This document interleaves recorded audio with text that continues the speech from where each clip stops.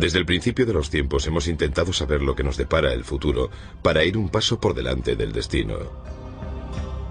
Desde los adivinos hasta Nostradamus, la predicción del futuro nos ha dejado perplejos e hipnotizados durante miles de años. ¿Las respuestas han estado ante nosotros todo este tiempo? ¿Codificadas en uno de los textos más antiguos que conoce el hombre, el Antiguo Testamento? ¿Existe un código en la Biblia que nos perfila claramente los sucesos del pasado y el futuro? Se trata de un código que ha retado a las mentes más brillantes a lo largo de la historia, entre ellas a Isaac Newton. Este código se descubrió con la llegada de la tecnología moderna. Que se necesite un ordenador para descifrar el código bíblico puede que no sea un hecho casual. ¿Encerrados en el tiempo bajo una llave digital? ¿La Biblia es por tanto un código estadístico extraño que no se puede explicar o se trata del primer programa informático? El código secreto de la Biblia está ahí para que lo descifremos hoy. ¿Para darnos las respuestas que buscamos o para advertirnos de lo que va a pasar? Se trata de un código que ha asombrado, consumido y frustrado a los teólogos, los investigadores y los matemáticos durante siglos. El mundo está lleno de códigos, y los códigos nos llaman la atención porque nos sugieren que la vida real no está llena de cosas que no significan nada. Los códigos nos dicen que está llena de cosas que lo significan todo. Eso es un código. Las primeras investigaciones del código secreto datan del siglo XII. Se cree que en esta época los rabinos buscaban la firma de Dios en la Biblia. Creían que si encontraban mensajes en el Antiguo Testamento podrían encontrar la palabra de Dios que se dirigía a ellos. Se pasaban todas las horas del día intentando resolver los puzzles que había en el gran libro, y sus búsquedas desataron la curiosidad de las generaciones venideras. La historia comienza en la época medieval, cuando los grandes místicos cabalistas hicieron la siguiente afirmación: todo lo que fue, es y será. Se encuentra en la Torá. Está en esas escrituras a las que llamamos la Biblia. Supuestamente se escribió hace 2000 años y se desarrolló poco a poco. Para los místicos, la Biblia no es un texto. La Biblia es un organismo vivo. Tiene vida. Es un ser místico y divino. Es parte de la divinidad. No la escribió Dios, es Dios. En el siglo XVIII, uno de los mayores eruditos en la Biblia, el genio de Vilna, o también conocido como el Gaón de Vilna, afirmó que todo lo que ha ocurrido u ocurrirá está en la Torá. Y lo que quiso decir con esta afirmación ha sido el tema de un gran debate. Algunos creen que estaba diciendo que la Biblia es una guía para la vida. Otros creen que estaba afirmando la existencia de unos códigos bíblicos que revelarían los secretos del universo. Elijah de Vilna era un lector muy meticuloso. Estudiaba las estructuras del texto, buscando las cosas importantes que se ocultaban en él. Estudiaba las notas y los encabezamientos de las cartas y sus interpretaciones. Para él, pensar en la estructura del código era algo muy natural. El siguiente investigador del código importante fue el ilustre científico Isaac Newton. Newton era un religioso devoto que quería demostrar la verdad de la Biblia usando métodos científicos. Newton aprendió hebreo e intentó encontrar códigos en el texto bíblico para demostrar la validez de la Biblia. Aunque pasó muchos años pensando en la forma de descifrar el código bíblico, la solución estaba fuera de su alcance. Es muy interesante que Isaac Newton, a pesar de que no era judío, también creyese que podía existir un código y que se pasase tanto tiempo intentando encontrarlo. Tengo entendido que hay un montón de manuscritos de Isaac Newton sobre la búsqueda de códigos en la Torá. Puede que haya cajas llenas de documentación sobre su investigación en la Universidad de Cambridge, pero no creo que nadie lo sepa. La búsqueda del código parece haberse paralizado hasta unos años antes de la Segunda Guerra Mundial, cuando un rabino de Praga sin conocimientos científicos relevantes llamado Hein Michael Dovberg Weissmandel se convirtió en el primer investigador moderno que afirmó que existía un código detallado en el texto de la Biblia. Entonces Weissmandel retomó el viejo reto del siglo, descubrir esos códigos. Después de verse acorralado por los alemanes y escapar de un tren rumbo a Auschwitz, Weissmandel se convirtió en un héroe que intentó salvar a casi 1 millón de judíos de los campos de concentración nazis. Después de la guerra retomó la búsqueda del código de la Biblia y al final obtuvo sus logros, donde los investigadores anteriores habían cosechado pocos éxitos. Weissmandl copió a mano con un cuidado extremo las letras del Antiguo Testamento en cientos de tarjetas clasificadoras y usando un modelo muy sencillo que consistía en saltarse una letra, llamada secuencia de letras equidistantes o ELS. Encontró la palabra Torah al principio de cada uno de los 5 libros del Antiguo Testamento. Bueno, el rabino Weissmandl fue el responsable de la introducción de los códigos en la era moderna. Lo que buscaba era solamente este fenómeno de ELS, de secuencia de letras equidistante o salto de letras. No tenía ordenadores, así que no podía determinar un ELS básico. Demostró cómo al empezar con una letra del comienzo del Génesis, justamente al principio del Génesis, si cuentas un cierto número de letras una vez y otra vez, encuentras las letras de la palabra Torah. Sorprende que descubriese todo eso trabajando a mano, sin ordenador. No entiendo cómo fue capaz de descubrir esos hermosos códigos, pero lo hizo. Era un genio, no hay otra explicación.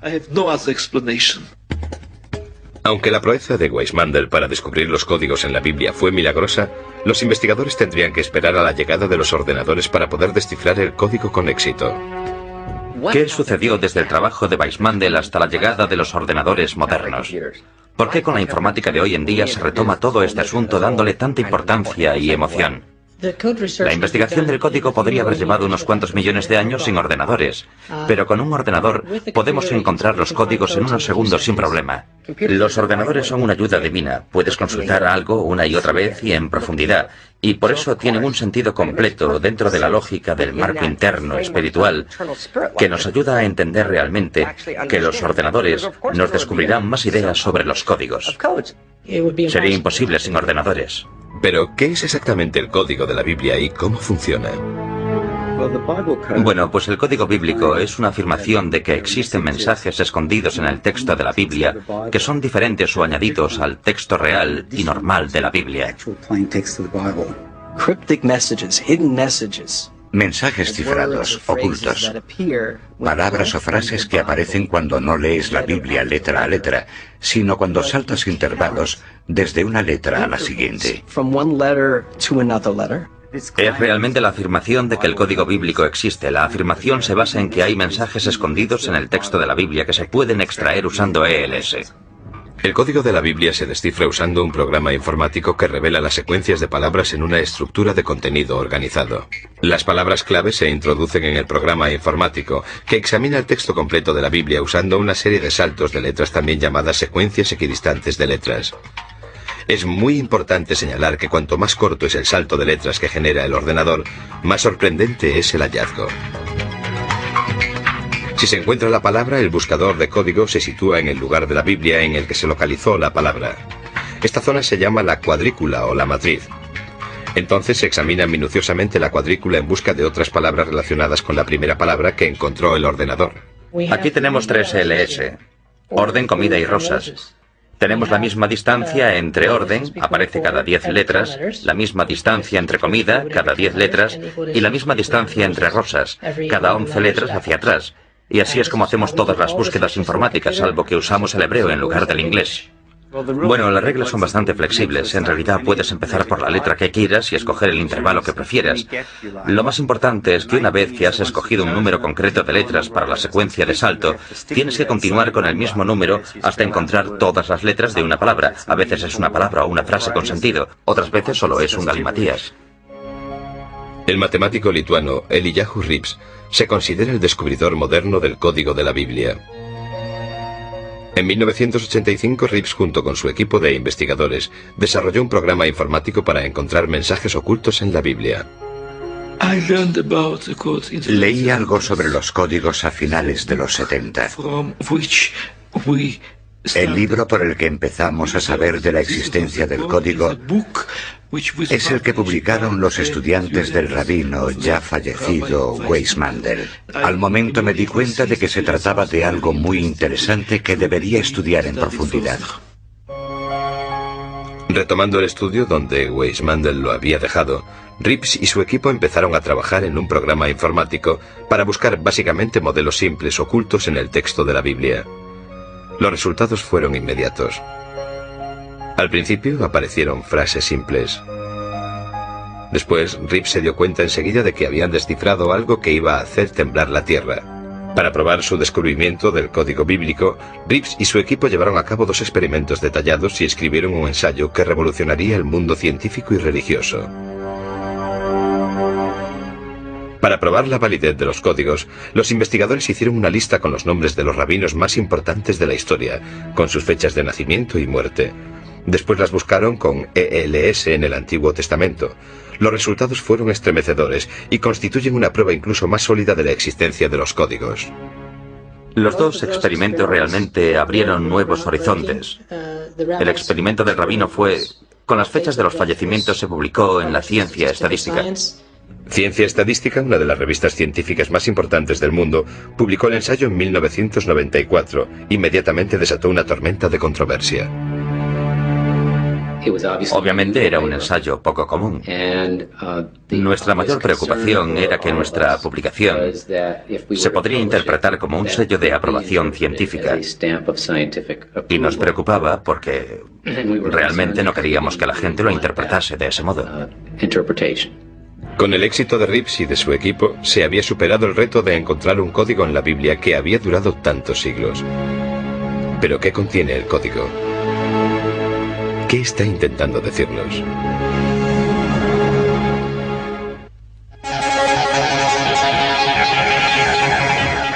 A través del espejo. En 1994, Ciencia Estadística, una revista científica importante, publicó una investigación que asombró al mundo científico. La investigación afirmaba que existía un código en la Biblia al que se podía acceder solo por medio de la informática.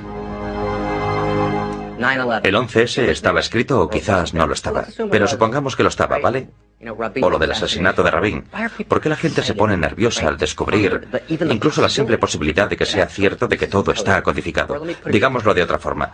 ¿Por qué hay muchos seres humanos que quieren creer que los códigos son ciertos?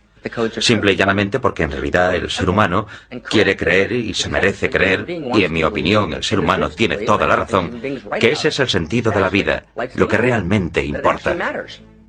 Sigo viendo en las noticias historias de actualidad que aparecen en combinaciones estadísticas imposibles. Son como modelos, o lo que yo llamo marcas de agua. Si quieres saber si un billete de $1 es auténtico, tienes que comprobar sus marcas de agua. Y nosotros hemos encontrado marcas de agua en la Torá. Con el descubrimiento del código de la Biblia, los investigadores se apresuraron para estudiar el contenido de los mensajes. A medida que los expertos empezaron a buscar en profundidad, las predicciones no dejaban de aparecer. Desde el primer vuelo de los hermanos Wright y Kitty Hawk hasta la reciente epidemia del SARS. ¿Estos códigos son simplemente una narración de la historia o son algo más? Los investigadores que han seguido a Rips han encontrado una multitud de relaciones fascinantes entre los códigos, que muestran palabras que se encuentran próximas unas de otras en el texto bíblico y que describen sucesos importantes que han dado forma al curso de la historia. Podemos hacer cuadrículas todos los días con los sucesos históricos, así los conocemos y los estudiamos, y de esta forma desarrollamos la cuadrícula. Los investigadores del código de la Torá han encontrado muchas historias por casualidad. Es decir, a veces cuando no hacen ningún experimento concreto, simplemente estudian una tabla y de repente les parece ver en ella algunas palabras clave diferentes. Las revelaciones del código sobre una vasta serie de temas de la historia mundial son impresionantes. Los investigadores de códigos han descubierto muchos nombres y sucesos históricos ocultos en la Biblia. Y las probabilidades de encontrar estas relaciones históricas son astronómicas.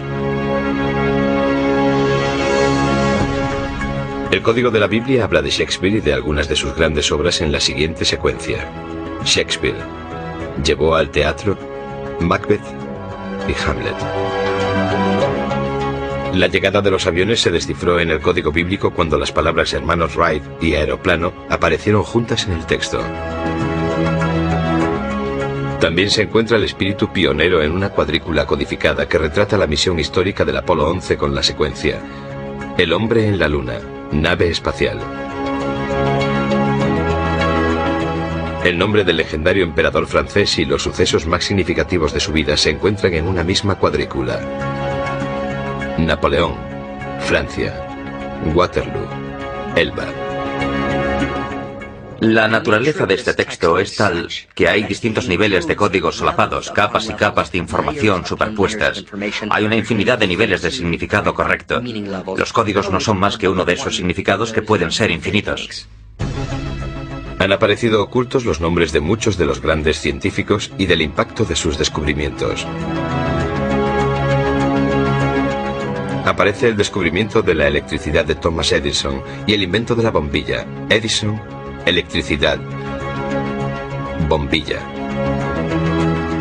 La teoría de la relatividad de Albert Einstein, que revolucionó el mundo moderno, aparece en una cuadrícula que contiene las palabras Einstein, ciencia y la frase completa: derrumbó la realidad presente.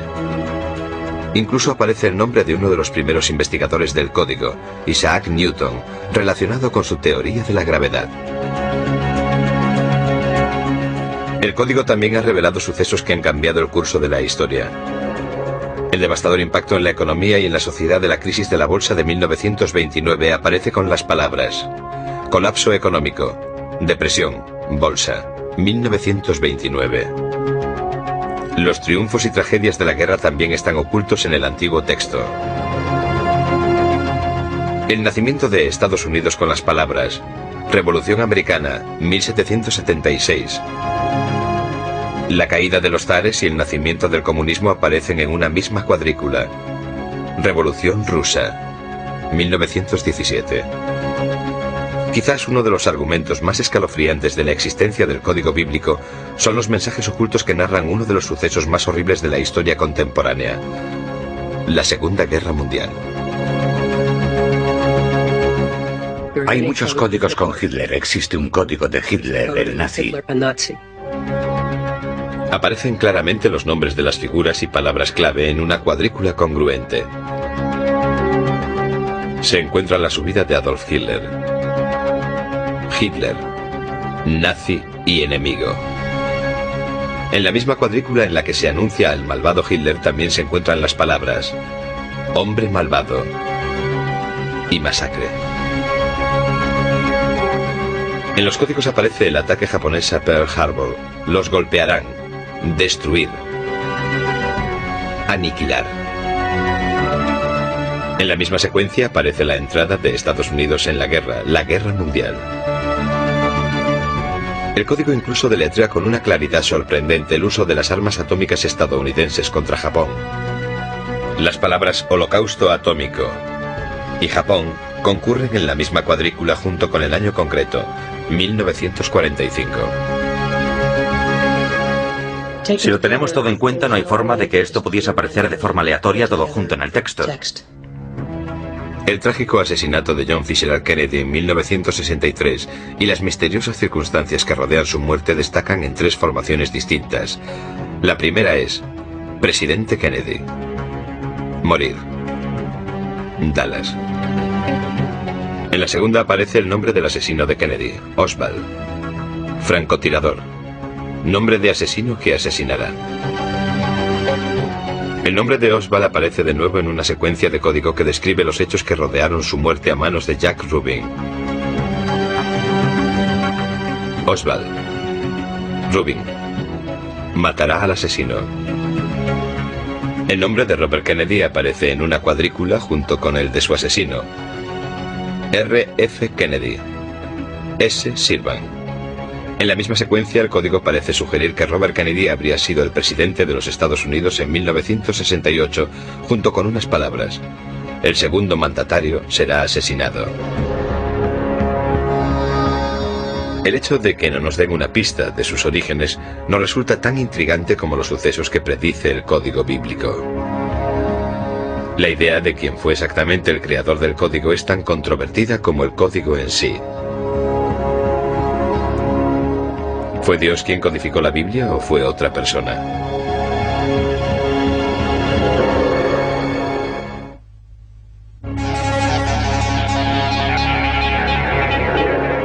Encuentros próximos.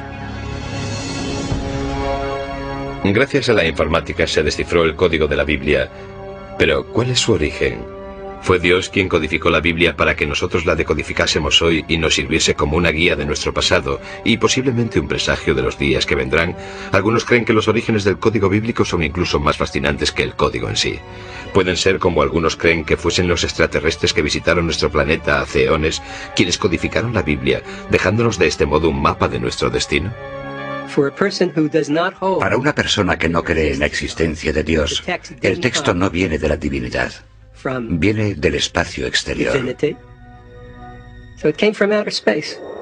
En mi opinión es imposible, porque si fuesen los extraterrestres, entonces tendrían que haber conocido los detalles concretos sobre una gran cantidad de sucesos a lo largo de la historia. No se trata de sucesos importantes de un país, sino de sucesos concretos relacionados con personas, con individuos, porque existen matrices de código bíblico sobre la gente. Entonces, ¿cómo es posible que un viajero del tiempo o algún tipo de extraterrestre sepa todos esos detalles específicos sobre las personas? Los estadísticos no pueden responder a la pregunta de quién los puso ahí. Los estadísticos solo pueden responder a esta pregunta: ¿existen? Es una explicación muy inteligente, aunque no muy perspicaz. Significa que puedes escribir libros sobre el tema a título personal, sin comprometerte con la religión, lo que no es muy popular, y de este modo consigues lo mejor de los dos mundos. La misma gente que habla de la vuelta de Elvis Presley o del monstruo del lago Ness, ahora habla de la predicción del 11S. Es un gran mercado, aunque espero que la mayoría de la gente no le preste demasiada atención a esto. Ni siquiera creo que exista la más mínima posibilidad de que los extraterrestres sembrasen la Tierra para ponernos a nosotros aquí, o de que escribiesen la Biblia con un código oculto en el texto. El código bíblico incluso hace referencia a sí mismo cuando afirma: ellos codificaron la Torá y mucho más. Una posible pista de su origen se refleja en la secuencia del código que dice: se hizo por ordenador. Las escrituras de Dios grabadas en las tablas. El concepto que estuvo oculto hasta estos últimos tiempos en los que nació la informática tiene un sentido lógico para mí. Creo que se trata de una de estas tres posibilidades. Una consiste en rechazarlo por completo y demostrar que de algún modo es falso. La segunda es asumir que los extraterrestres nos dieron la Torá. Y la tercera consiste en asumir que un ser sobrenatural nos dio la Torá. No creo que haya muchas más posibilidades. Se trata de un proceso gradual que la gente tiene que superar cuando busca los códigos y busca el significado que hay tras los códigos. ¿Qué intentan demostrar los códigos? Pues los códigos están intentando demostrar que la Torá es el documento que Dios nos dio en el monte Sinaí. Permíteme que te haga una pregunta. Digamos que alguien le organiza un encuentro. Muy bien, todo está organizado. Os vais a encontrar en, no sé, el Waldorf Astoria, en la ciudad de Nueva York, el domingo por la tarde a las 3 en punto. Cuando llegas allí, ella no está, pero te dejó una nota, y la nota dice: querido Matthew, estuve aquí hace 3000 años y por desgracia tú no estabas aquí, pero te dejé esta nota porque te quiero mucho. Te he dejado instrucciones para la vida que te enseñarán cómo vivir el resto de tus días. Existe una tendencia a pensar que este fenómeno es tan contundente y las posibilidades de que esto no ocurra por casualidad son tantas que cualquier ser humano razonable entiende que no se trata de una casualidad. Estos códigos tienen que tener un autor divino y no podemos decir nada más que eso. Por eso mismo, esto fue creado por una fuerza poderosa. Y nosotros llamamos a esa fuerza poderosa Dios. Personalmente yo creo en Dios. No creo que se esconda de la gente. Si sigues su voluntad y si buscas la sabiduría, Él te ayudará. Sin embargo, si se tratase de una persona de hace 3000 años, entonces estoy seguro de que Dios le habría permitido desarrollar un código bíblico muy diferente, porque lo tendría que haber hecho a mano. Pero a pesar de la sorprendente exactitud del código, los escépticos dicen que no existe. ¿El código bíblico predice los acontecimientos históricos clave o se trata básicamente de una anomalía estadística o incluso un truco bonito y perspicaz?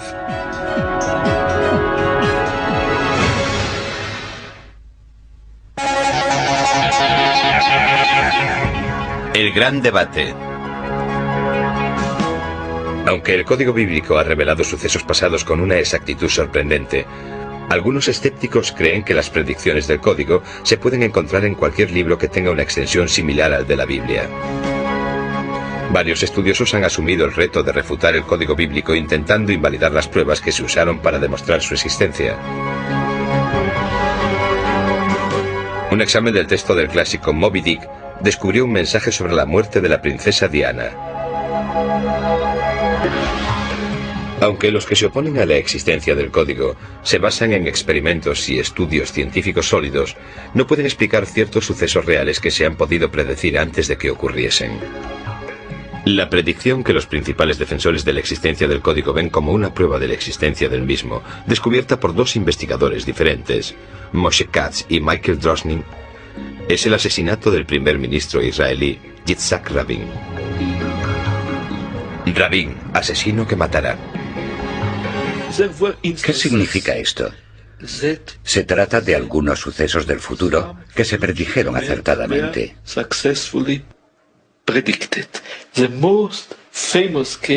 El caso más famoso es la predicción del asesinato del primer ministro Rabin que hizo Michael Drosnin. En el momento en que ocurrió esto, Yitzhak Rabin era el primer ministro de Israel. En este caso pusieron Yitzhak Rabin y encontraron un verso que hablaba de un asesino que va a matar o de un criminal que va a asesinar. Y ocurrió en un espacio de tiempo muy breve. Ambos se alarmaron y avisaron por carta a los responsables de la oficina de seguridad del primer ministro, con la esperanza de que, con alguna precaución extra, se pudiese evitar que ese suceso llegase a ocurrir. Pero no fue así. A pesar de los intentos para prevenir a Rabin sobre el duro atentado contra su vida, Rabin fue asesinado en 1995. Pero los principales defensores del código abrieron un debate sobre si el código era una advertencia o simplemente la narración de unos innumerables resultados posibles. Es una cuestión muy básica. No sabemos si era una advertencia o si era sencillamente algo que iba a ocurrir de esta forma. Quizás sea una de las posibles variantes del futuro que trata la Torá. Un investigador del código totalmente seguro de que la predicción del asesinato de Rabin acababa con cualquier duda sobre la existencia y veracidad del código, retó públicamente a que alguien encontrase la predicción del asesinato del primer ministro en Moby Dick. El profesor Brendan McKay, que es una de las figuras principales de la oposición a la legitimidad del código bíblico y que ha hecho una investigación exhaustiva sobre el tema, aceptó el reto. Así que me propuse investigar Moby Dick y empecé a buscar asesinatos de primeros ministros y otra gente famosa, y encontré unos pocos. Por ejemplo, encontré el de Indira Gandhi, Leon Trotsky, Martin Luther King. Aquí tengo uno. Se puede ver el asesinato del presidente Kennedy. En grandes letras verticales puedes leer la palabra Kennedy. Y en la base se pueden leer las palabras del texto donde se dice claramente que será asesinado. En letras verdes tenemos la frase en coche, que es una frase muy apropiada en relación con el asesinato de JFK. Por desgracia, cuando muestro las fotos de los códigos, de las predicciones, de los asesinatos y esas cosas en Moby Dick, siempre hay un cierto número de personas que visitan mi página web para decir que Dios escribió Moby Dick, al igual que la Biblia. Con esta investigación, McKay llegó a sus propias conclusiones. Es una gran tontería. Creo que necesitamos una respuesta más adecuada que esta. He pasado mucho tiempo estudiando esto. Lo intentamos una y otra vez. Hicimos un experimento tras otro. ¿Qué descubrimos? Nada. Hasta donde podemos saber, no hay ninguna prueba de que el código bíblico sea real. Nunca he oído hablar de un solo estadístico, un doctor en estadística experto que crea en el código de la Biblia. Pero hay defensores del código que argumentan que las probabilidades estadísticas de que aparezcan ciertas palabras en distintas formaciones es tan pequeña que atribuírselo a la casualidad es ignorar los elementos fundamentales de la estadística. Mira, hay una pequeña posibilidad en Moby Dick, y las posibilidades en la Torah son muchas. No significa nada. Esto no es un experimento, solo es un truco. Y McKay no es más que un mago. Hemos encontrado tantos códigos que estadísticamente no tienen otra explicación que la que ya hemos demostrado. Existe algo. Hay algo aquí que no puede ser aleatorio. Creo que ya hemos llegado al punto en el que queda demostrada la existencia del código bíblico y la forma en la que se ha hecho es desarrollando matrices muy avanzadas con frases que sobrepasan la posibilidad de la casualidad que se da incluso en el universo. Y una vez que hemos hecho esto, entonces queda demostrada su existencia y creo que hoy hemos llegado a ese punto. Otros investigadores argumentan que dejando las probabilidades estadísticas a un lado, deberíamos mirar la validez del código de otra forma. El debate no tiene mucho que ver con si este o aquel código son ciertos o no. Se trata de saber si son una posibilidad real. Si crees que cada código es correcto, que todo esto funciona a la perfección y puedes predecir lo que va a ocurrir, en realidad estás loco. Si crees que los códigos no existen, que no es posible, que existe una especie de idea absurda de que debe de haber códigos por todas partes, realmente te estás perdiendo algo estupendo sobre la complejidad del mundo. No estás viviendo en un mundo codificado, y no vivir en un mundo codificado es como vivir en un mundo monótono, y un mundo así no es realmente un buen lugar para vivir.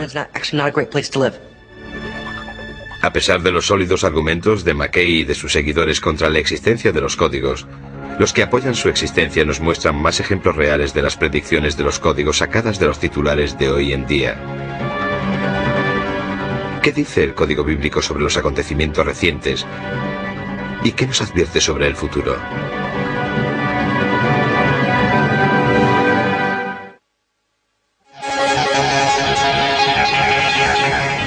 La predicción del Armagedón. Mientras que tanto los que lo apoyan como los detractores tienen argumentos sólidos, no podemos ignorar que ciertas predicciones de la Biblia se han hecho realidad. Algunos creen que el futuro no se conoce hasta que se convierte en pasado, y de este modo se vuelve historia. Otros creen que si tienes las preguntas adecuadas se puede predecir el futuro. Si el código puede predecirlo, ¿qué nos deparará el futuro y dónde está escrito? El código ha hecho algunas predicciones sorprendentes en el pasado más reciente. En las elecciones de Bush y Gore, cuando volvía a casa pasé por una tienda donde vendían periódicos. Tenían un periódico israelí.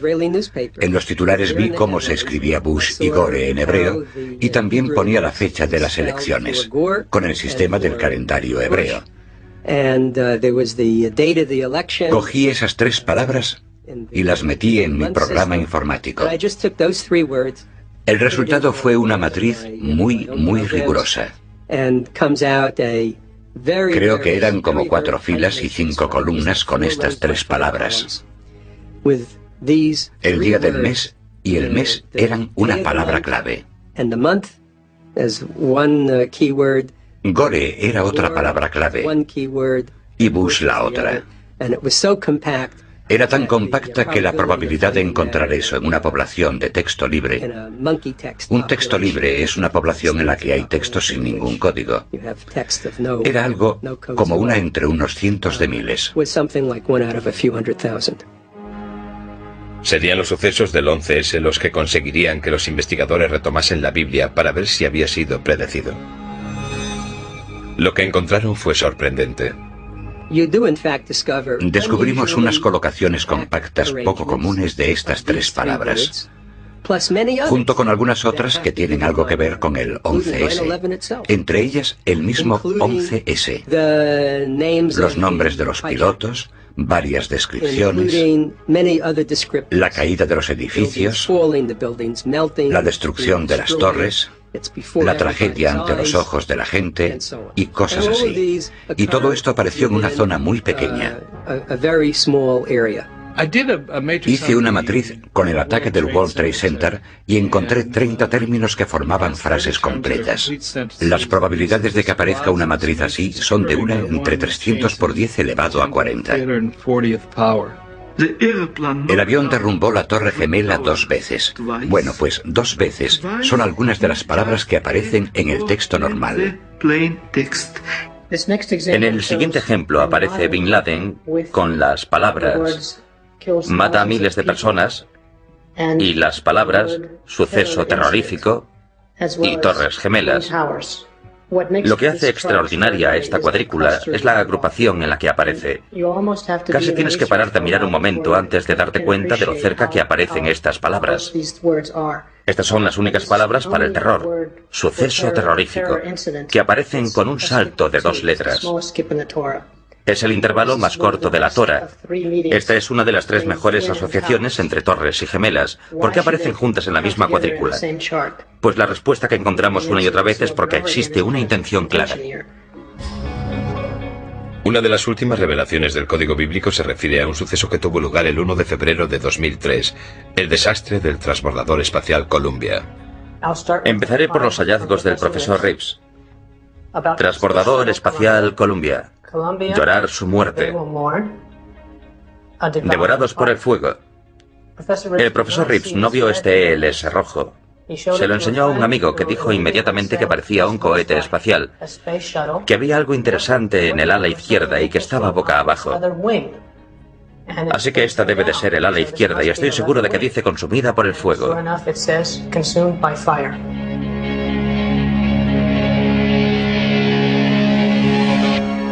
El código predijo incluso la guerra estadounidense más reciente.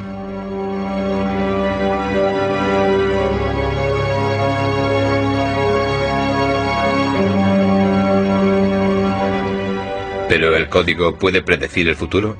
Algunos investigadores han afirmado que el código bíblico hace una última predicción, que el final de los días ha comenzado, que el final del mundo está cerca. El código predijo el devastador terremoto de Los Ángeles en 1984. En esa misma secuencia de código aparece otro gran terremoto que azotará Los Ángeles en 2010. Asimismo vaticina que un cometa destruirá la Tierra en 2012.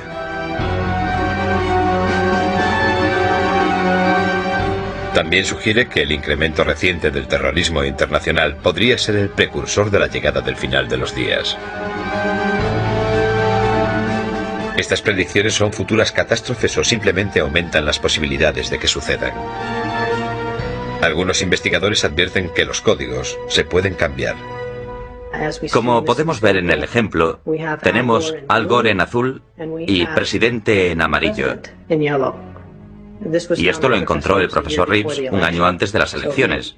Por eso asumimos que Al Gore iba a ser el presidente, o quizás pensaba que lo iba a ser. Y de hecho, unas semanas después, con lo de Florida y las batallas legales, el profesor Reeves encontró unas cuantas palabras más.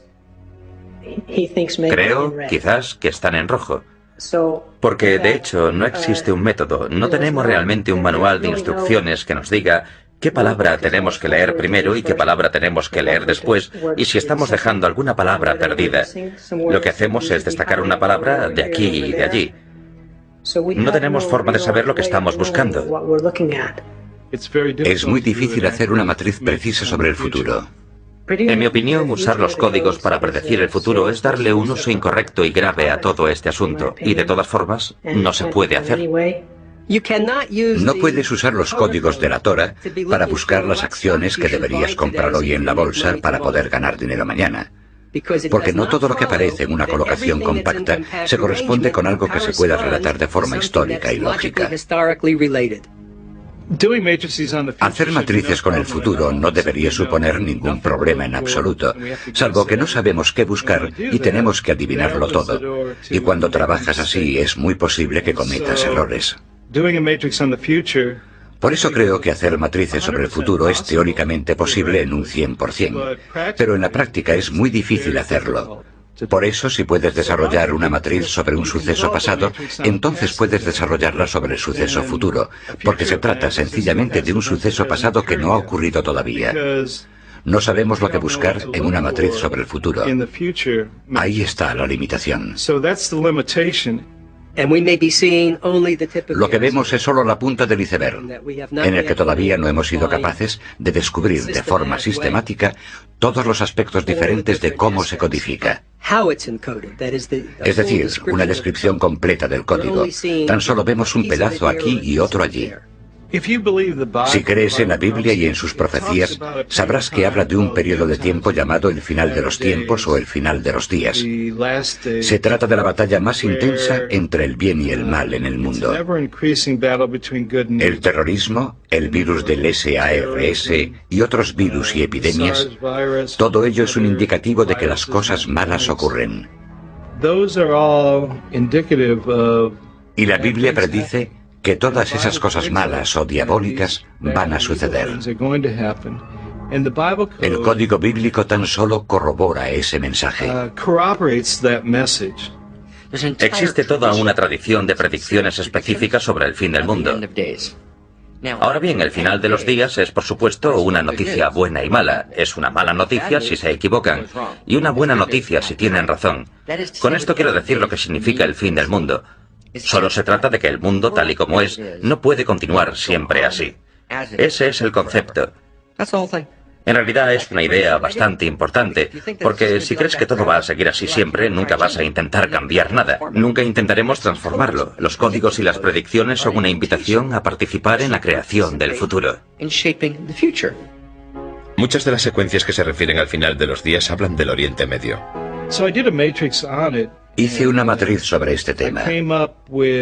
Encontré unos 6 términos buenos que apuntan a que probablemente ocurra una prueba muy buena, por lo menos en mi opinión, hacia finales del año 4770, que podría ser en el otoño de 2010. Si conoces la profecía, sabes que el final de los días, o el fin del mundo, es un periodo que dura 7 años y comienza con un tratado de paz entre Israel y las naciones que le rodean. Aunque en realidad no dice cuáles son los otros pueblos que firman el tratado. Este tratado de paz establece que se dividan las tierras de Israel, que se divide la ciudad de Jerusalén, y a cambio Israel tendrá garantizada la paz.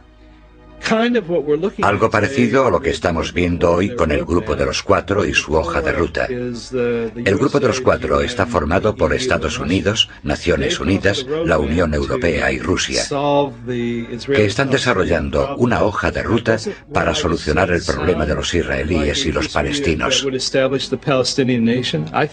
Lo que acabo de contar no suena algo parecido a un tratado de paz que creará una nación palestina. Creo que sí. Si es así, y si en el otoño de 5770 llega el fin de los días, esa matriz es correcta. Entonces el Tratado de Paz tendrá lugar en septiembre u octubre de 2003. Creamos o no en el código, hay algo cierto. Nunca sabremos si las predicciones de estos mensajes ocultos son ciertos hasta que los sucesos se vuelvan historia. Por eso nunca sabremos si el mundo está llegando a su final.